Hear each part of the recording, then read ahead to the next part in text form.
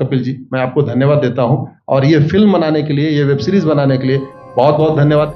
कहां का सत्यमेव जयते, कहां का सत्यमेव जयते, कहां का सत्यमेव जयते। सुप्रीम कोर्ट के जजेस, हाई कोर्ट के जजेस जरूर इसको देखें और आत्मचिंतन करें कि भारत की न्याय प्रणाली कहां पहुंच गई है। भारत में टोटल 5 करोड़ केसेस तो वो हैं जो district court, high court, supreme court में है। इसका मतलब 5 करोड़ परिवार न्याय की आशा में बैठा हुआ है।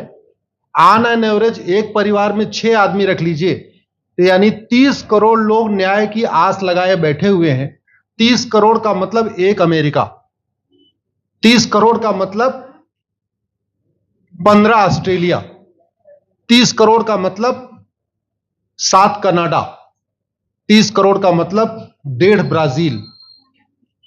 इतने लोग भारत में न्याय की आस में बैठे हुए हैं। और ये 5 करोड़ केस तो वो हैं जो district court, high court, supreme court में है। इसके पैरेलल हमारे देश में एक और जुडिशियल सिस्टम है, उसको कहते हैं तहसीलदार, एसडीएम, एडीएम, डीएम, कमिश्नर, जहां पे चकबंदी के मुकदमे चलते हैं। वो इस 5 करोड़ में काउंटेड नहीं है। जो तहसीलदार के यहां मुकदमा होता है, एसडीएम के यहां मुकदमा होता है, एडीएम के यहां होता है, डीएम के यहां होता है, चकबंदी अधिकारी जिसको सीओ कहते हैं, डीडीसी कहते हैं, एसओसी कहते हैं, वो इसके पैरेलल में है और 5 करोड़ मुकदमे वहां पे भी चल रहे हैं। इसका मैं लाइव एग्जांपल देना चाहूंगा भारत की ब्लैक जस्टिस सिस्टम का। 1985 में जौनपुर में एक 10 बीघे जमीन का मुकदमा शुरू हुआ था। अभी वो सबसे नीचे पायदान पे है, जिसको कहते हैं चकबंदी अधिकारी। 1985 में मुकदमा शुरू हुआ, 2023 आ गया, लगभग 37 साल बीत चुके। 37 साल में यह नहीं तय हो पाया कि असली विल कौन सी है। 2 लोगों ने क्लेम किया, वो कह रहे हैं मुझे विल मिली है, वो कह रहे हैं मुझे विल मिली है। 37 साल में यह नहीं डिसाइड हो पाया असली विल किसकी है। अगर मान लीजिए आज डिसाइड हो जाए तो सीओ के बाद एसओसी, एसओसी के बाद डीडीसी, डीडीसी के बाद हाई कोर्ट, हाई कोर्ट के बाद सुप्रीम कोर्ट, यानी अभी 35 साल और लगेगा, 70 साल लगेगा। सेकंड जनरेशन मुकदमा लड़ रही है, ऑलरेडी सेकंड जनरेशन मुकदमा लड़ रही है और इसी स्पीड से काम हुआ तो मुझे लगता है थर्ड जनरेशन आके मुकदमा तब जाके सुप्रीम कोर्ट पहुंचेगा। दूसरा एग्जांपल, एक ग्लेरिंग एग्जांपल आपको देता हूं। 1971 के वॉर में पाकिस्तान में बम फेंकने वाले, पाकिस्तान के फौजियों के बहुत सारे बैंकर तोड़ने वाले एक कर्नल कबोत्रा है, पंचकुला में रहते हैं। दुश्मनों को उन्होंने दांत तोड़ दिए। आज 2000 से उनके मकान पे किसी ने कब्जा किया हुआ है। 2023 आ चुका है, 23 साल में वो अपने मकान को नहीं छुड़ा पाए। अभी मामला पंचकुला की डिस्ट्रिक्ट कोर्ट में है, उसके बाद चंडीगढ़ हाई कोर्ट जाएगा, फिर सुप्रीम कोर्ट जाएगा। तो 23 साल में वो सबसे नीचे पायदान पे है। वास्तविकता यह है, अंग्रेज चले गए, अंग्रेजी कानून यहीं छोड़ गए, अंग्रेजी व्यवस्था यहीं छोड़ गए।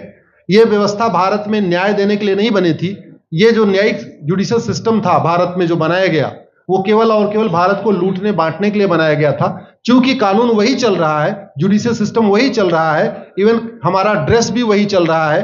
अंग्रेज काले कपड़े पहनते थे, हम भी काले कपड़े पहनते हैं। अंग्रेज जून के महीने में उनको गर्मी लगती थी तो 1 महीने छुट्टी करके इंग्लैंड चले जाते थे। आज भी हमारा हाई कोर्ट, सुप्रीम कोर्ट पूरे मई जून बंद रहता है। अंग्रेजों को क्रिसमस के टाइम में दिसंबर में छुट्टी मनाना जाना होता था, 1 महीने छुट्टी कर चले जाते थे। आज भी हमारी हाई कोर्ट, सुप्रीम कोर्ट दिसंबर में, क्रिसमस के टाइम में 15 दिन 20 दिन बंद हो जाती है।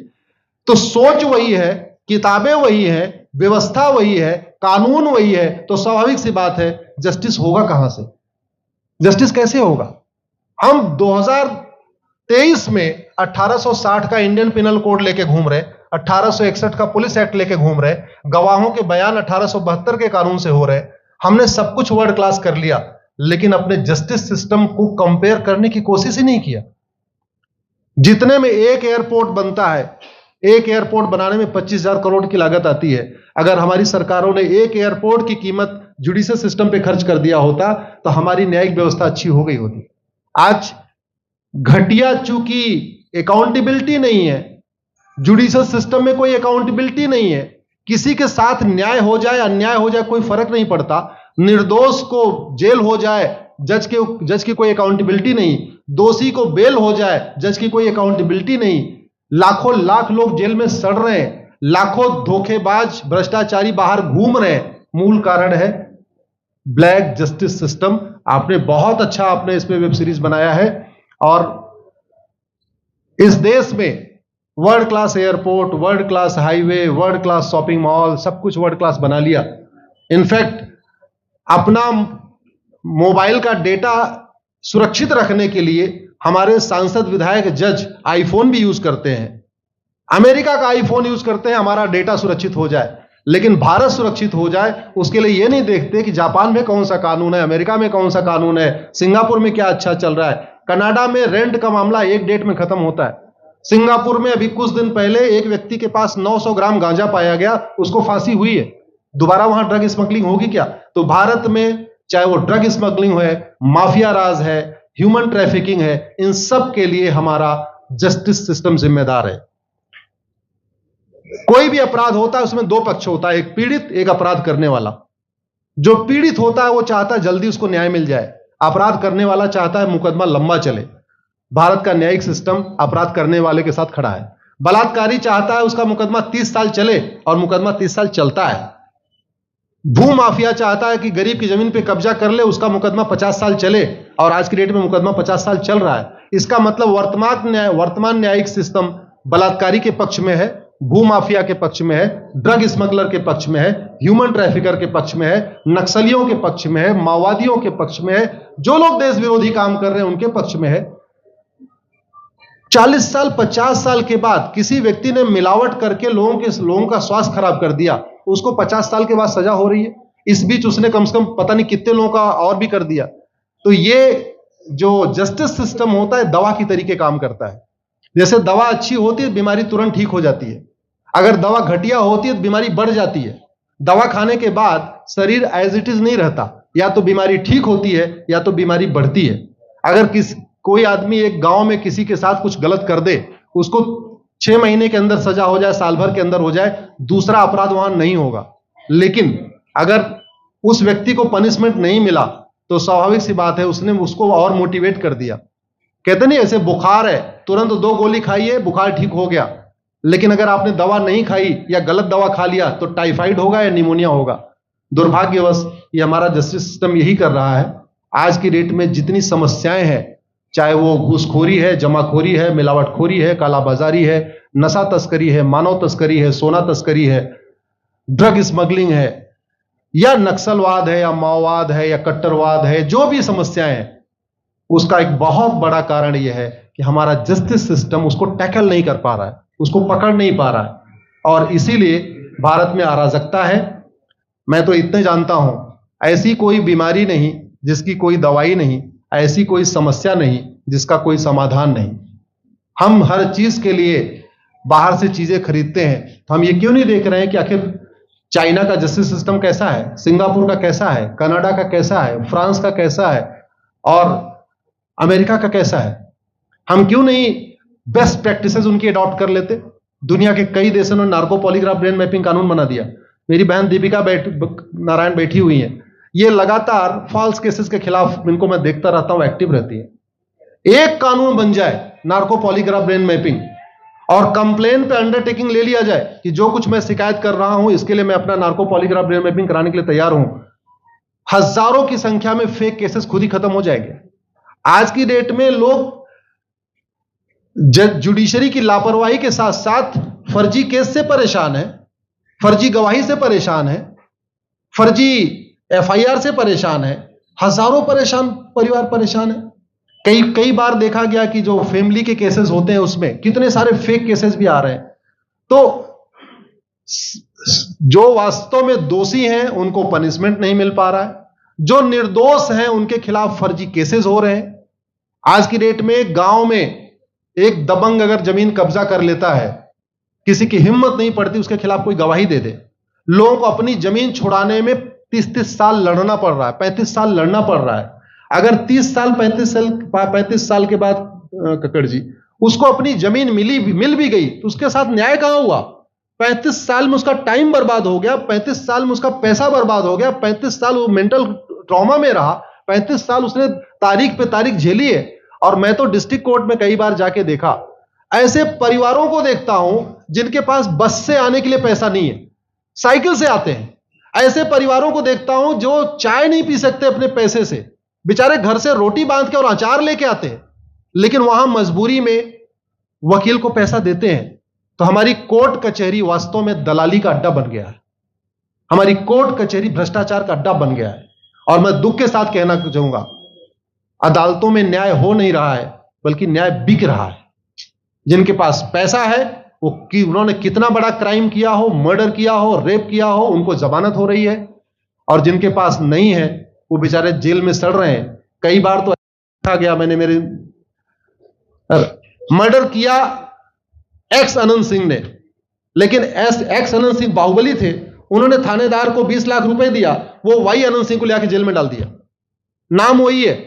अब उसके बाद क्या हुआ, 20 साल मुकदमा चला और फिर सबूत के अभाव में छूट गया। तो जिसने मर्डर किया वो तो कभी जेल गया ही नहीं। एक निर्दोष जेल गया, 10-20 साल के बाद उसने अपना जमीन बेचा, सब कुछ किया, मां बाप सब कुछ तबाह हो गए, फिर वो सबूत के अभाव में छूट रहा है। तो सबूत के अभाव में अगर 20 साल के बाद छूट भी गया हो, उसका 20 साल कौन लौटाएगा? उसके 20 साल के लिए कौन जिम्मेदार है? उसके 20 साल जो बर्बाद हुआ, उसके लिए संविधान की शपथ लेने वाले जिम्मेदार हैं। संविधान के प्रियम्बल में लिखा है, हम आपको जस्टिस देंगे, हम आपको न्याय देंगे। न्याय देने की जिम्मेदारी किसकी? जिन्होंने शपथ लिया। शपथ कौन लेते हैं? जजेस लेते हैं, सांसद, विधायक, मंत्री लेते हैं। तो आज की डेट में अगर लोगों को न्याय नहीं मिल रहा है, तो इसके लिए वही जिम्मेदार हैं जो संविधान की शपथ लेते हैं। संविधान की शपथ लेने वालों को वेतन, भत्ता, गाड़ी, बंगला इसीलिए मिलता है कि लोगों को न्याय मिल सके, फास्ट जस्टिस मिले, कंप्लीट जस्टिस मिले। अनफॉर्चुनेटली कंप्लीट जस्टिस मिलने में तो 50-60 साल लग जाता है, फास्ट जस्टिस तो सपना हो गया है। इसलिए आज आपने जो ये वेब सीरीज बनाई है, मैं आपको धन्यवाद देता हूं। एक ऐसे विषय पे जिस पे कोई टच नहीं करता, लेकिन जिससे करोड़ों लोग पीड़ित हैं। मैंने कहा ना, 5 करोड़ लोग सीधे district court, high court, supreme court के केसेस से पीड़ित हैं, और 5 करोड़ मुकदमे एसओसी, डीडीसी, तहसीलदार के यहां चल रहा है। तो अगर 5 करोड़ से 30 करोड़ लोग इधर पीड़ित हैं, तो उधर भी पीड़ित है। वास्तव में बहुत बड़ी संख्या भारत में इसी से पीड़ित है। और अपराध, भ्रष्टाचार और जितनी भी अराजकता चल रही है, उसका मूल कारण भी यही है। जस्टिस सिस्टम अच्छा हो जाए, कानून सख्त हो जाए, कानून का खौफ पैदा हो जाए, न्यायपालिका का खौफ पैदा हो जाए, और ये थाने जो दलाली के अड्डे बन गए हैं, तहसील जो दलाली का अड्डा बन गया है, डिस्ट्रिक्ट कोर्ट जो कमीशनखोरी का अड्डा बन गया है, अगर इस पे कंट्रोल हो जाए तो वास्तव में भारत में फिर से राम राज्य आ सकता है। अगर जुडिशियल सिस्टम अच्छा हो जाए, तो जो राम राज्य की कल्पना है, धर्म की जय हो, अधर्म का नाश हो, प्राणियों में सद्भावना हो, विश्व का कल्याण हो, मुझे लगता है उसको फिर से जीवित किया सकता है। आपने मुझे बुलाया कपिल जी, मैं आपको धन्यवाद देता हूं। और ये फिल्म बनाने के लिए, ये वेब सीरीज बनाने के लिए बहुत बहुत धन्यवाद देता रहता हूं। दीपिका जी लड़ती रहती हैं, इनको देखता रहता हूं। बहन नेहा जी आई हैं, ये अपने गानों से मुझे लगता है बहुत अच्छा आप लिखती हैं। और इसी तरीके से कड़वा सच आप लिखते रहिए, कड़वा सच गाते रहिए। लोग आज की डेट में, यंग जनरेशन कड़वा सच सुनना चाहती है। मीठे झूठ ने इस देश में शुगर, डायबिटीज पैदा कर दिया। भारत केवल लोग डायबिटीज से नहीं पीड़ित हैं, बल्कि हमारी व्यवस्था को डायबिटीज हो चुका है। और उस डायबिटीज को दूर करने के लिए नेहा राठौर जैसी बहनें जो सही बात कह रही हैं, दीपिका जी सही बात कह रही हैं। आप लोग जो है बहुत अच्छा काम कर रहे हैं।